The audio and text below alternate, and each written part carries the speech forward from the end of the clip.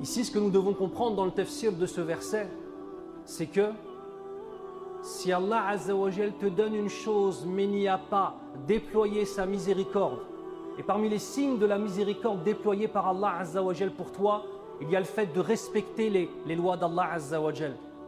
Celui à qui Allah Azza wa Jal a donné l'argent et que celui-ci l'utilise dans le bien et selon la charia d'Allah Azza wa Jal. Celui à qui Allah Azza wa Jal a donné des enfants et qu'il n'en fait pas sa divinité, mais il les éduque sur la ilaha illallah. Celui à qui Allah Azza wa Jal a donné la santé et qu'il utilise sa santé pour aider son prochain, pour adorer son Seigneur et pour établir la ilaha illallah partout où il est. Ceci est une preuve de la présence de la miséricorde d'Allah Azza wa Jal dans les biens qu'il t'a donnés.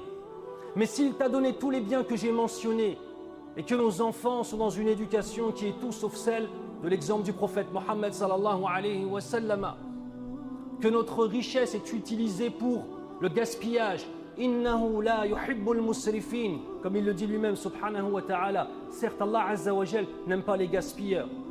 Si on prend les bienfaits d'Allah Azza wa Jal, qu'on prend la santé qu'Allah Azza wa Jal nous a donnée, la beauté pour certains et certaines qu'Allah Azza wa Jal leur a donnée, et qu'on l'utilise dans l'illicite, cela fait partie des signes que cette chose que tu as entre tes mains n'a pas été recouverte par la miséricorde divine.